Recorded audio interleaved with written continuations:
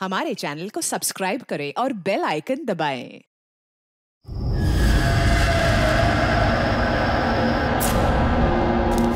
हाँ दी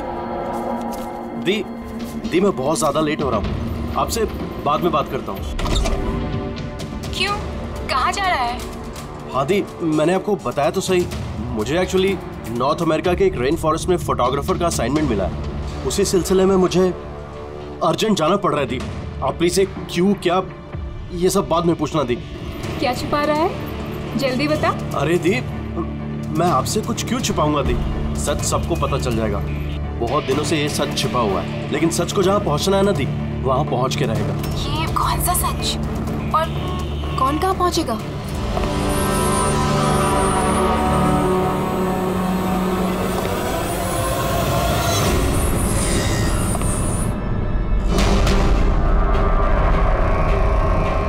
माया दी, मेरे पास बिल्कुल टाइम नहीं है। एक्चुअली मुझे लग रहा है कोई है यहाँ पे। बहुत कुछ हुआ है दी, बहुत कुछ हुआ है, लेकिन मैंने वही किया जो मुझे सही लगा। केतन, साफ साफ बात कर, क्या हुआ है? इस वक्त मेरे स्टूडियो में कौन आ सकता है? दरवाजा खोल। दीप, कोई दरवाजा खोल रहा है। दीप, केतन, जल्दी खोल वरना। कौन है? हेलो, क्या हुआ? खुलता है कि नहीं? हेलो केतन, भाई। देखो, आगे मत बढ़ो। कहाँ है वो फोटो? मैंने क्या किया है तुमने? बोलो। केतन, केतन, बोल। मैंने कुछ नहीं किया। बोल दे, नहीं तो मरेगा तू। प्लीज आगे मत बढ़ो। फोटो कहाँ है?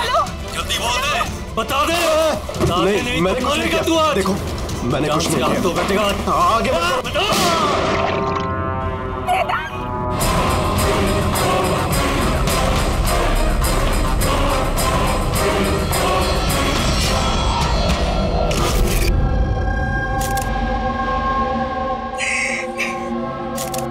आप प्लीज बैठे। संभाल।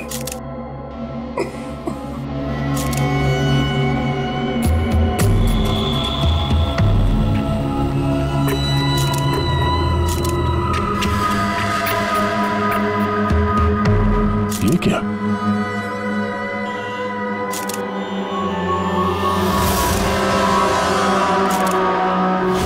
ये किसी के जूतों से आया लगता है।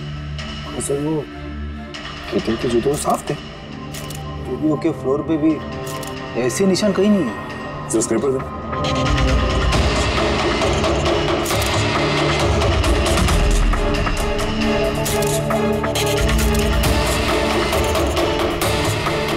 तो मिट्टी या कीचड़ तो नहीं लगता,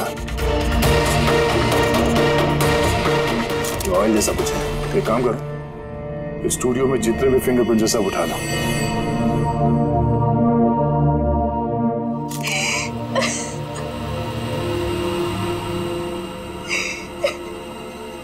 आज जी हम जानते हैं कि ये समय ठीक नहीं है पूछताछ करने के लिए, पर फिर भी आपको परेशान कर रहे हैं। जरा ठीक से याद करके बताइए, आपने ये पूरा हादसा फोन पे सुना था, तो केतन और उस दूसरे आदमी के बीच में क्या बात हुई थी?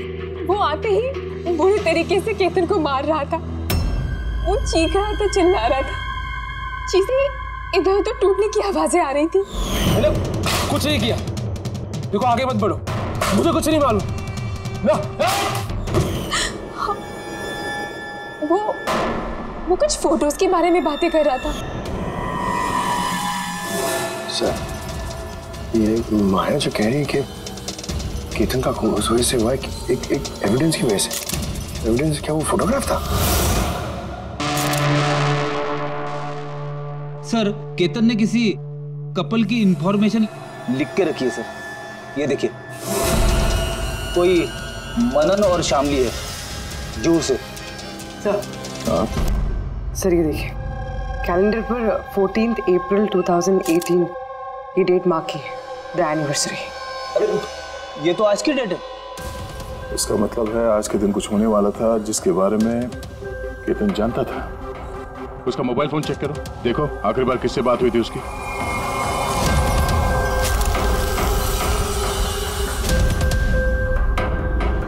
सर टीएम क्राफ्ट वर्कर्स को फोन किया था शाम को 8:30 बजे।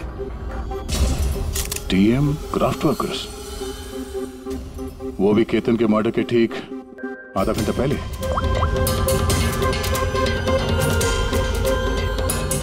Hello, TM craft workers? जी बोलिए। हाँ, केतन ने आपको फोन किया था। किस लिए फोन किया था? आप कौन? मैं उसका दोस्त बोल रहा हूँ। हाँ, उनका फोन तो आया था। ये पूछने के लिए फोन किया था कि उनका गिफ्ट टाइम से डिलीवर किया कि नहीं। गिफ्ट? कौन सा गिफ्ट? एक फोटो फ्रेम था मनन और शामली के लिए। उनकी 25th वेडिंग एनिवर्सरी थी, तो उनको फोटो फ्रेम बना के डिलीवरी करना था। मनन और शामली, उनका घर का एड्रेस मिल सकता है? अर्जेंट है।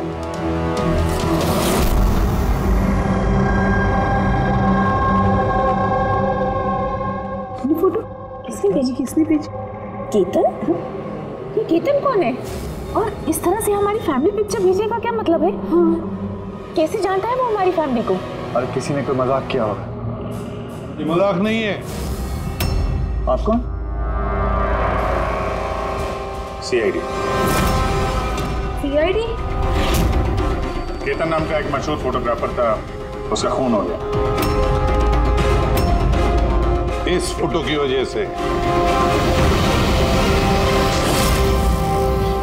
पर सर, एक फोटोग्राफ के चक्कर में कोई किसी का मर्डर क्यों करेगा? लेकिन सर, हम तो किसी केतन को जानते भी नहीं। केतन को नहीं जानते तो फिर उसने आप लोगों की फोटो आप ही को क्यों भेजी? पता नहीं। पर हमने तो कभी ऐसी फोटो खिंचवाई भी नहीं है। और ना ही ऐसी दीवार हमारे घर पर है। सर, हमने तो कभी नहीं देखा। और देखिए ना सर, ये नकली फोटोग्राफ लग रहा है। आप खुद ही देखिए, इसमें दीदी है, जीजा जी है। सर, ये खाली कुर्सी रखने का क्या मतलब है इसका? सर, हमें तो लगता है कि किसी ने गलत तरीके से फोटो बनाकर हमें बेच दी है। गलती से नहीं, जानबूझकर आया है आपके लिए ये। और वो भी अपनी जान कुर्बान करके। सर, किसी ने मनन की फैमिली को मर्डर के चक्कर में फंसाने की कोशिश की है। वैसे आप कौन? ये हमारे family friend mister Vikram.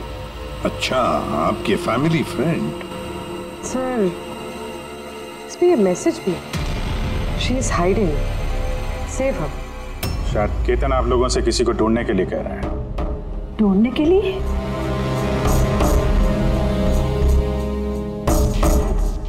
Sir, ये फोटो तो मेरी बेटी रिया जैसी लग रही है। सर, पता नहीं किसका हाथ पकड़ कर खड़ी है। देखो ना, ये हमारी बेटी जैसी ही लग रही है। ये रिया नहीं है। ये रिया नहीं है। ये येलो कलर की ड्रेस मेरी रिया नहीं पहनी थी जब वो गायब हुई। लगता है केतन रिया को ढूंढने के लिए कह रहा है। ये रिया है, देखो ना। ये रिया नहीं है। एक मिनट, कब से गायब है आपकी बेटी रिया? 12 साल। 12 साल? सर, ये 12 साल के बाद कोई किसी की इंफॉर्मेशन क्यों देगा? रिया, 12 साल से रिया गायब है। कोई ना कोई वजह तो जरूर होगी ये फोटो भेजने की। सर, कोई वजह नहीं है, ये सिर्फ एक कोइंसिडेंस है। और 12 साल के बाद अचानक कहां से रिया की इंफॉर्मेशन मिल गई उसे? सर देखिए, ये रिया हो ही नहीं सकती। रिया की मौत 12 साल पहले हो चुकी है। ये रिया कैसे हो सकती है? ये रिया ही है। मैंने देखो ना, ये हमारी बेटी रिया ही है। के पीछे पड़ी है रिया ही। संभालिए अपने आप को। देखो तो। अरे चलो जल्दी।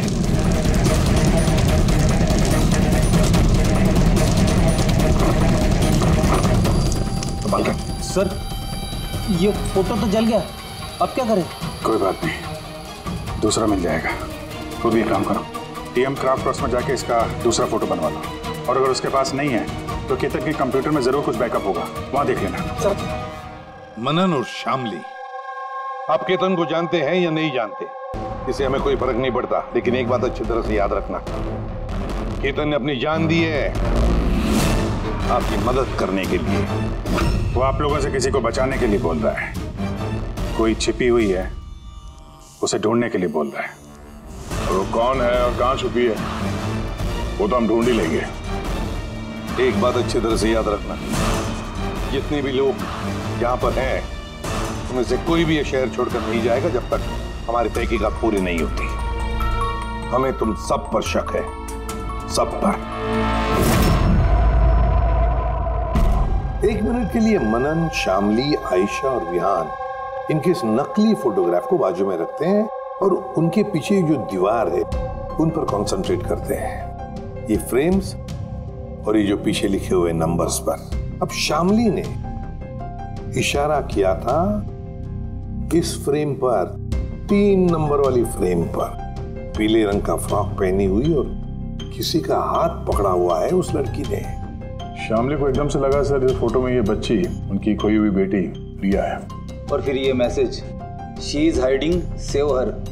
लेकिन सर विक्रम तो बार बार कह रहा था कि रिया मर चुकी है। हो सकता है ये मैसेज रिया के बारे में हो सकता है वो अभी भी जिंदा हो। बिल्कुल हो सकता है पूर्वी, बिल्कुल हो सकता है। और शायद केतन यही कहना चाहता है इन लोगों को, मनन के फैमिली को, कि शायद रिया जिंदा है और उसे मदद की जरूरत है। लेकिन सर उसे इतनी मेहनत करने की क्या जरूरत थी?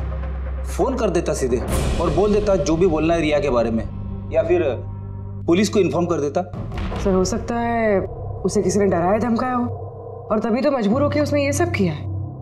केतन ने तो अपना फर्ज निभाया है और हम उसकी मेहनत को बेकार नहीं जाने देंगे। पूर्वी एक काम करो, ये पूरा का पूरा फोटोग्राफ किसी अच्छे फोटो लैब में लेकर जाओ और ये पीछे टंगी हुई ये जो छोटी छोटी फ्रेम्स है ना, उनको अच्छी तरह से चेक करो। और ये भी देखो, ये जो वॉल है पूरी, क्या वो फोटोशॉप तो नहीं की गई है? और रिया के लापता होने की एफआईआर की कॉपी भी चाहिए हमें। केतन मनन की फैमिली को तो नहीं जानता था, तो ऑब्वियसली रिया को भी नहीं जानता होगा। तो फिर उसने मनन की फैमिली को ये इंफॉर्मेशन क्यों दी और इस तरह से क्यों दी? सर केतन का खूनी जरूर रिया के फैमिली से जुड़ा हुआ है सर। इन सारे लोगों के फोन रिकॉर्ड्स चेक करो फ्रेडी, और साथ साथ केतन के फोन रिकॉर्ड्स भी। और एक बात, मनन की फैमिली पर कड़ी नजर रखो और साथ साथ उनका जो दोस्त है ना विक्रम, उस पर भी देखो ये लोग कहां कहां जाते हैं, किस किस से मिलते हैं, क्या क्या करते हैं। एक एक बात पर कड़ी नजर रखो, एक एक बात की खबर रखो। केतन के साथ जितने भी लोग काम करते थे ना, उनसे मिलना पड़ेगा। आप दोनों तो केतन को बहुत अच्छी तरह से जानते थे, तो कभी उसने आप लोगों को बताया किसी छोटी सी बच्ची के बारे में, जू के एक फैमिली के बारे में, उनके फैमिली पोर्ट्रेट के बारे में? जी नहीं सर, मुझे तो अब तक उसने कभी कुछ नहीं बताया। अच्छा, केतन सिर्फ आपके लिए काम करता था या और भी कुछ करता था किसी और के लिए भी? केतन मेरे लिए फैशन फोटोग्राफी करता था, साथ ही साथ बड़े बड़े फैशन हाउसेस के लिए एक्सक्लूसिव कैटलॉग शूट करता था। माया, आप केतन की बहन है तो आपको तो पता होगा वो किस किस से मिलता था। सर केतन बहुत ही रिजर्व रहता था, बस अपने काम में ही मग्न, और उसके दोस्त भी गिने चुने ही थे। और सर हाल ही में केतन को एक इंटरनेशनल एग्जीबिशन के लिए असाइनमेंट मिला था, जिसके लिए वो मुंबई की गलियों में घूमकर स्ट्रीट फोटोग्राफी शूट किया करता था। वो फोटोग्राफ देख सकते हैं हम? जी सर।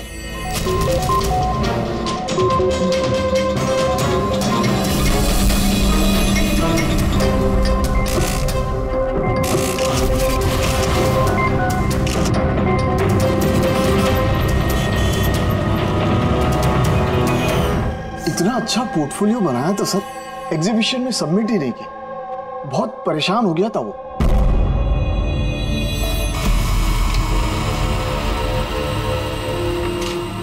ये वॉल और उस पे लगे हुए सारे फोटोज एंड नंबर्स असली है। और बाकी सब? जिसने भी ये बनाया है उसने सिर्फ इस वॉल के ऊपर फैमिली वालों की फोटोज डाल दी इस खाली कुर्सी के साथ, ताकि ऐसा लगे कि फैमिली वालों ने इस वॉल के आगे बैठकर फोटो खिंचवाई। हाँ, लेकिन ये दीवार तो पक्का असली है। काफी एक्सपर्ट इंटीरियर डिजाइनिंग का काम लगता है। मैग्नेटिक वॉल है ये, आजकल बहुत कम जगहों पे देखने को मिलती है। Magnetic wall? हाँ, मैग्नेटिक वॉल बनाने के लिए वॉल को एक स्पेशल पेंट से पेंट किया जाता है, जिसके केमिकल कंपोजिशन में मैग्नेटिक एलिमेंट्स होते हैं जो उस दीवार को मैग्नेटिक प्रॉपर्टीज दे देते हैं। यानी ये दीवार तो ऑलमोस्ट मैग्नेट जैसी है। एकदम सही।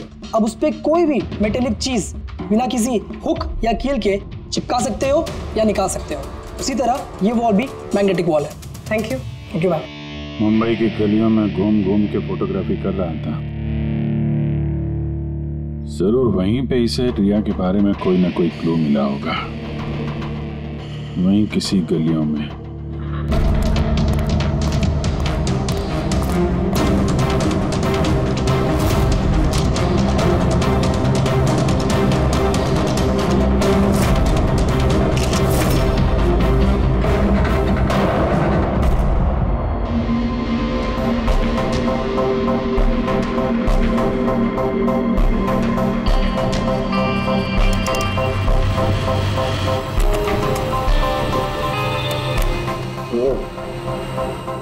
ये बात है।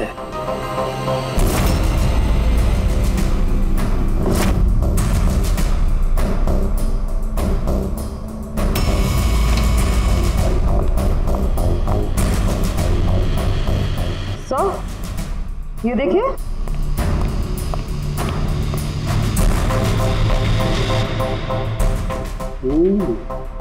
Good job Tarika. Thank you. बुल्तान के क्या मिला?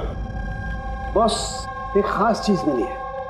दया, तुम्हें याद है तुमने मुझे कुछ चिकना सा पदार्थ ला करके दिया था जो तुम्हें क्राइम स्पॉट पे से मिला था, याद है? सर ये वहाँ क्राइम सीन पर मिला। ये मिट्टी या डामर तो नहीं लगता, शायद कोई ऑयल या ग्रीस हो सकता है।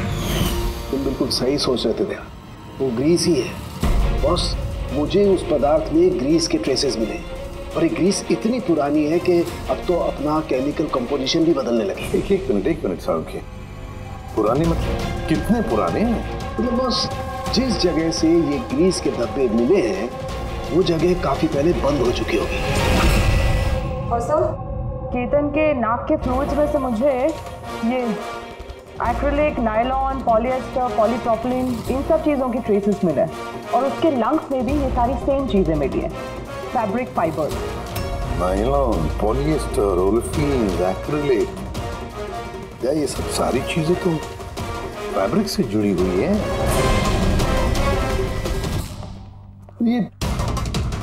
ये तो एक फोटोग्राफर था, इसका क्या संबंध इन सारी चीजों से? हाँ सर, जिस जगह पे ये रहता है इसके घर के आसपास कोई फैक्ट्री वगैरह भी नहीं है, तो फिर एक कपड़े के रेशे इसके लंच में कैसे घुस गया? हो सकता है ऐसी जगह पे आता जाता हूँ। हाँ बस, कोई फैक्ट्री, कारखाना मिल और बार बार जाता होगा सर, तभी ये पॉसिबल है। बार बार जाता होगा केतन ऐसी जगह पे, पर क्यों, किस लिए? सर, श्यामली डिप्रेशन में चली गई है, वो घर से बाहर ही नहीं निकलती। और विक्रम और विहान मिलते रहते हैं, पता नहीं उन दोनों के बीच क्या बहस होती रहती है। और ये विहान वकीलों से जाके मिल रहा है। वकीलों से? हाँ सर, और आयशा अपनी किसी फ्रेंड्स के घर जाती रहती है, लेकिन उसकी जो ये फ्रेंड है उम्र में काफ़ी बड़ी है, मुझे नहीं लगता कि उसका इस केस से कोई ताल्लुक है। और ये जो मनन है ना, केतन के बारे में पता लगाने की काफ़ी कोशिश कर रहा है। अच्छा, अभी फ्रेडी वो जो फोन कॉल के रिकॉर्ड जो ट्रैक किए थे, क्या पता चला? कुछ नहीं पता चला सर, उनके जो रजिस्टर्ड मोबाइल नंबर है उसमें कुछ नहीं है।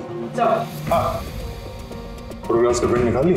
हाँ सर, जैसे कि मैंने फोन पे बताया था, वो दीवार असली है सर। Magnetic wall? हाँ सर, केतन ने ये सारी फोटोज उस वॉल पे लगाकर वो फोटो ली है और फिर उस पर वो फैमिली वाली फोटो फोटोशॉप कर दी। सर, इस वॉल का पता लगाने में ज्यादा टाइम नहीं लगेगा, इंटीरियर डिजाइनर का काम है और ये वॉल पे मेटालिक डिजिट्स लगे हुए हैं। बस तो फिर ये सारे फोटोग्राफ्स आर्किटेक्ट्स और डिजाइनर्स के ऑफिसेज में भेज दो, पता चल जाएगा किसने ये मैग्नेटिक वॉल बनवा लिया था।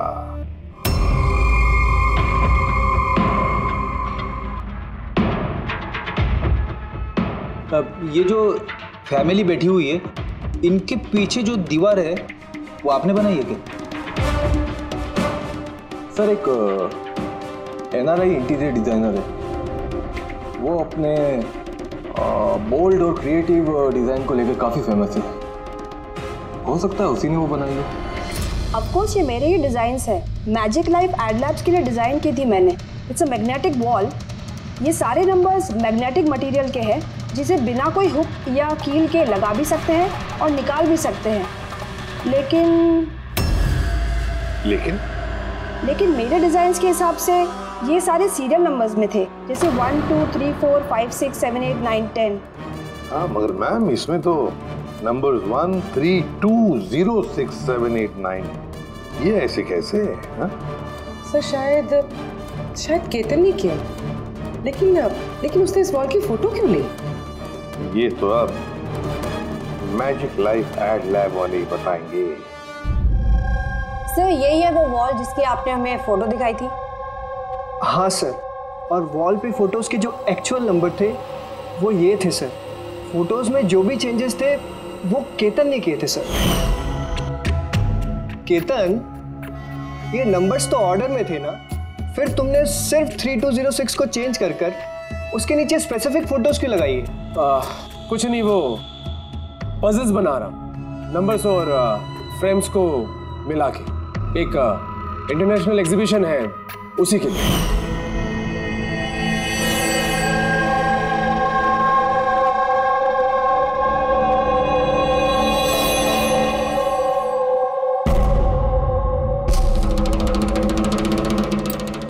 आप लोगों ने केतन को परमिशन कैसे दी है सब करने के लिए? दरअसल सर, केतन हमारे साथ पहले भी काम कर चुका है और वो एक इंटरनेशनल एग्जीबिशन के लिए कुछ फोटोज ले रहा था और इसलिए उसको ये वॉल की ज़रूरत थी, तो हमने उसे ये वॉल यूज़ करने दिया। यस सर, एंड कुछ पजल की बात कर रहा था, कुछ समझ में नहीं आ रहा था सर। पजल है?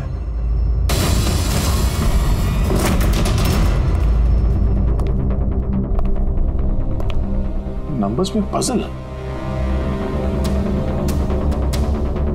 उस पोर्ट्रेट में 3206 था और उसके नीचे जो फोटोग्राफ्स हैं, कहीं वो फोटोग्राफ्स ही पजल तो नहीं?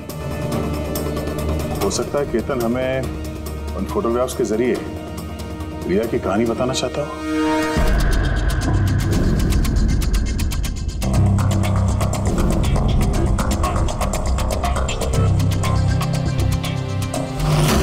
रिया गायब कब हो गई थी? कब गायब हो गई थी? रिया की मिसिंग की एफआईआर है ना? हाँ सर। उसका इस केस से क्या कनेक्शन? वो केस तो सर बहुत साल पहले बंद हो चुका है, पता नहीं क्यों गया। ऐसे लगता है कि रिया की इस एफआईआर से शायद हमारी केस सॉल्व करने में कुछ मिल जाए। एफआईआर 8221 मुंबई एफआईआर का डेट देखो गया, ये देखो 3206 2006, मतलब ये डेट है? बिल्कुल सही, 3206 3 फरवरी 2006। दीदी हौसला रखिए। पता नहीं मेरी बेटी किस हाल में होगी। आप लोग मजाक तो नहीं कर रहे? आप वाकई में मेरी बेटी को ढूंढेंगे? वो एक्चुअली जिंदा है क्या? आपकी बेटी जिंदा है, ये सुनकर आपको खुश होना चाहिए, और आप हमसे ऐसे बात कर रहे हैं? डैड, मेरी बहन रिया जिंदा है। सर कहाँ है वो? देखिए हम बहुत नजदीक हैं रिया का पता लगाने के, इसलिए आप लोगों को जो कुछ भी पता है हमें बताइए। आखिरी बार आप लोगों ने उसे कब देखा था, क्या हुआ था उसके साथ, और एग्जैक्टली गायब हुई कैसे वो? लेकिन सर इन 4 फोटोज का क्या मतलब है? केतन जरूर हमें रिया के बारे में कुछ बताने की कोशिश कर रहा था। देखो ना फोटोग्राफ को, ये 3 नंबर का फोटो देखो, इसमें एक छोटी बच्ची रो रही है, किसी बड़े आदमी का हाथ पकड़ के जा रही है। फोटो नंबर 2 में रिया थोड़ी बड़ी हो चुकी है, ऐसे जाली के पीछे जैसे उसे किसी ने उस जाली के अंदर कैद करके रखा है। ये तीसरा फोटो, इसमें भी ऐसे लग रहा है कि इसे बंदी बना कर रखा गया है। और सर इस आखिरी फोटो में कोई उसे गले लगा रहा है और पीठ पे खंजर मारने जा रहा है। सर ऐसा लगता है कि केतन इन फोटोग्राफ के जरिए रिया की कहानी बता रहा है। एग्जैक्टली। देखो रिया बचपन में किडनैप हो जाती है, फिर वो बंदी बनाई जाती है, और फिर जब वो 18 साल की हो गई तो उसे इन जंजीरों में जकड़ के रखा था, और फिर उसे कोई मिल गया जिसने उसे मारने का प्लान बनाया। कोई ऐसा जिस पर रिया विश्वास करती है? मतलब सर, केतन ने जानबूझ के मॉडल्स की ऐसे फोटो बनाई है ताकि सच को सामने लाया जा सके। इसलिए उसने केतन को रास्ते से हटा दिया। रिया बाकी बच्चों की तरह नॉर्मल नहीं थी। उसका दिमाग उसकी उम्र के बच्चों के कंपैरिजन में बहुत ही कमजोर था, इसीलिए उसे लगातार दवाइयों की जरूरत पड़ती थी। अगर वो दवाइयां नहीं लेती थी तो उसका दिमाग कंट्रोल में नहीं रहता था। वो कुछ भी कर सकती थी, वो अपने आप को चोट पहुंचा सकती है, वो अपने आप को मार भी सकती है। तो ये रिया गायब कहाँ से हुई? हमने उसे स्पेशल बच्चों की स्कूल में डाला था, वहीं से वो गायब हुई है। तो फिर उसके बाद आप लोगों को कोई फोन आया पैसों के लिए या किसी और चीज के लिए? नहीं, कुछ नहीं। हाँ, पर बाद में हमें पता चला कि हॉस्पिटल में से उसकी मेडिकल फाइल गायब हो गई थी। फाइल गायब हो गई? कोई भला ऐसा क्यों करेगा? वो भी ऐसी लड़की की जिसकी दिमागी हालत इतनी नाजुक है। वही तो मैं कह रहा हूं। अरे जिसकी दिमागी हालत इतनी नाजुक हो, वो लड़की 12 साल कैसे जिंदा रह सकती है? अरे मुसीबत थी वो। कैसे कह सकते हैं आप ये? शर्म आनी चाहिए आपको। बेटी है वो आपकी। एक बात तो समझ में आ गई मिस्टर मनन, अगर रिया मिल भी गई तो आपको ज्यादा खुशी नहीं होगी। लेकिन हम उन्हें ढूंढ के रहेंगे किसी भी तरह।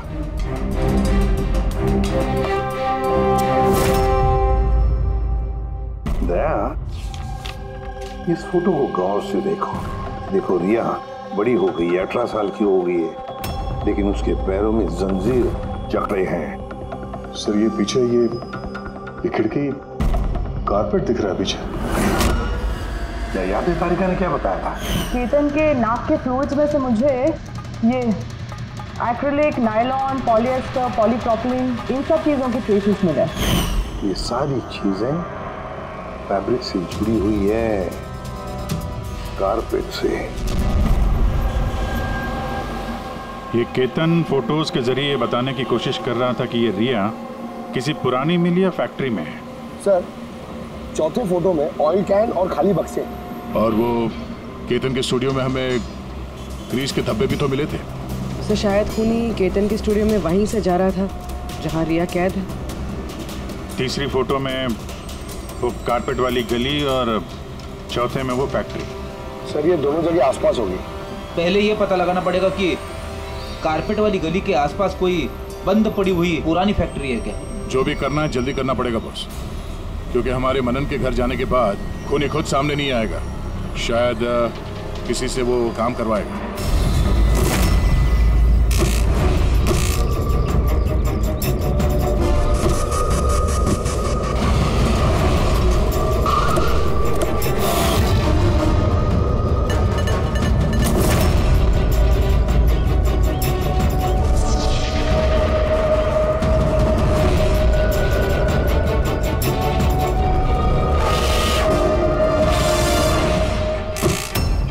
इन्होंने ही हमें पैसे दिए थे हमारी फोटो खिंचाने के। 2 दिन के लिए आए थे, तीसरे दिन भी दिखे थे, लेकिन वो शायद किसी का पीछा कर रहा था।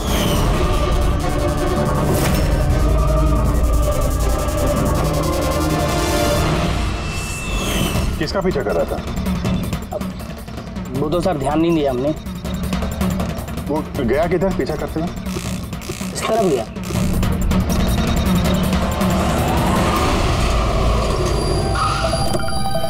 हाँ, पहुंच गया हूं मैं, फिक्र मत करो, जिंदा नहीं बचेगी वो।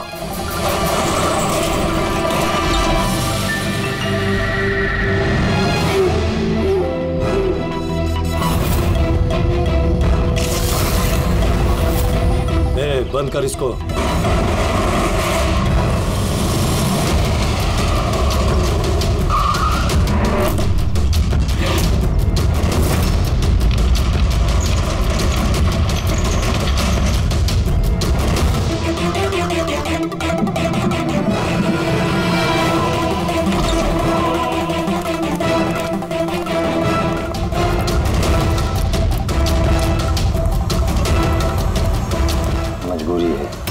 बच्ची को खत्म करना पड़ेगा। बच्ची की बॉडी को ठिकाने लगाने के बाद इस सारी जगह को आग से खत्म कर दो, ताकि किसी के हाथ में कोई सबूत ना जाए। यहाँ पे तो कुछ मिला नहीं, चलो दूसरी जगह देखते हैं।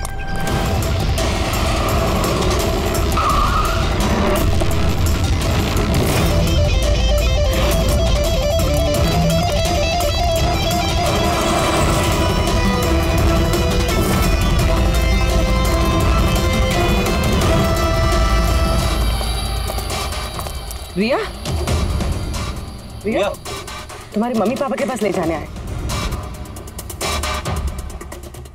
चलो। रुक जाओ।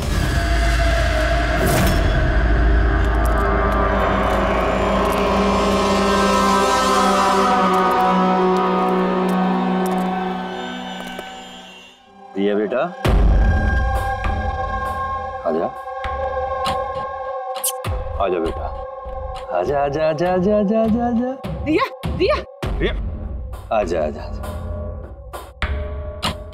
रिया बेटा, ये अंकल के साथ जाएगी। ये बच्ची तुम लोगों के साथ नहीं जाएगी, कोशिश करके देख लो। ये ठीक कह रहा फ्रेडी। ये लड़की हम लोगों को अपना दुश्मन समझ रही है और इसे अपना दोस्त, क्योंकि ये इन लोगों को रोज देखती है। ये बिल्कुल ठीक कह रहा है। और इस मासूम बच्ची को तो ये भी पता नहीं है कि ये आज मरने वाली है।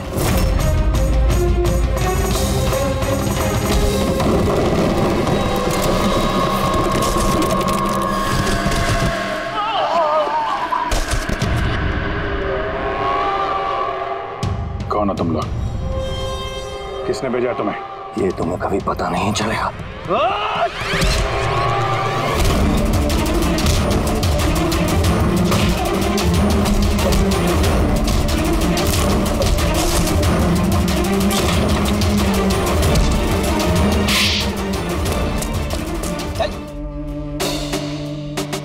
ये तो गया। किसने भेजा तुम लोगों को? हैं? साहब, मुझे कुछ नहीं मालूम साहब, सब कुछ इसी को मालूम है। जिसको पता था वो तो मर गया। अब कैसे पता चलेगा सर किसने भेजा था इन्हें? रिया तो बेचारी इतनी डरी हुई है, कुछ बोल भी नहीं सकती। रिया बोल नहीं सकती, मगर पहचान तो सकती है। मतलब रिया ने इस खूनी को पहचाना। क्यों? क्योंकि उसे हर रोज मिलती थी, उसे हमेशा देखती थी, उसे लगता था कि ये उसका अपना कोई है और इसीलिए उसके साथ जाने के लिए राजी हो गई। तो फिर रिया उसे भी पहचान लेगी जिसने 12 सालों से इसको यहाँ पे कैद करके रखा है, जो उससे हर रोज बात करता है और जिसने इसे मारने के लिए इन लोगों को यहाँ पे भेजा था। अब रिया बताएगी कि असली गुनहगार कौन है। रिया, जाओ रिया। अच्छा मेरी बच्ची, आ बेटा।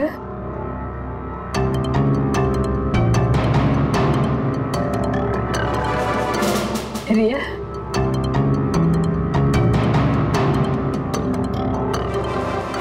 आजा मेरी बच्ची, अपनी माँ के पास आजा बेटा।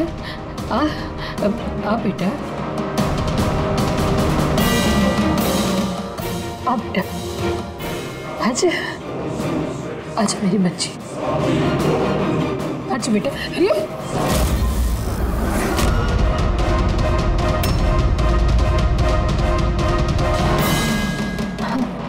ये तो कमाल हो गया शामली जी। आपकी बेटी 12 साल के बाद आपसे मिलती है, लेकिन आपके पास नहीं है। अपने मौसी के गले लग जाती है, ये कैसे? वो तो माँ की जैसी हूँ ना मैं इसकी, बहुत प्यार करती है ये मुझसे, इसीलिए। अरे वाह मौसी जी, आपसे इतना प्यार कि रिया अपनी माँ को पहचान नहीं पाई और आप ही के गले लग गई। क्यों? और जानती है क्यों? क्योंकि पिछले 12 साल से सिर्फ एक ही शख्स है जो रिया से मिल रहा था, बातें कर रहा था, जिसे रिया अपना समझती थी। ये क्या बकवास कर रहे हैं? मैं क्यों मिलूंगी इससे? मैं नहीं मिली इससे। रिया से बिल्कुल मिली थी। पिछले 12 सालों से मिल रही थी तुम। बकवास हम नहीं कर रहे आयशा, बकवास तो तुम कर रही हो। हमने तो उस डॉक्टर को भी ढूंढ निकाला जिसकी मदद से तुम पिछले 12 सालों से रिया को दवाइयां देती थी, उसकी टेस्ट करवा रही थी। मैं किसी डॉक्टर को नहीं जानती। मैं कह रही हूँ ना आपसे, मैंने कोई मेडिकल टेस्ट नहीं करवाया इसका। बिल्कुल करवाई थी। नहीं, मैंने कोई टेस्ट नहीं करवाया। झूठ बोल रही हो तुम। टेस्ट करवाया था तुमने। मैंने कोई टेस्ट नहीं करवाया, मैं सच कह रही हूँ। मैं किसी डॉक्टर को नहीं जानती। मैं तो इसे 12 सालों से वही दवाई दे रही हूँ जो ये 7 साल की उम्र से खाती आ रही है बस।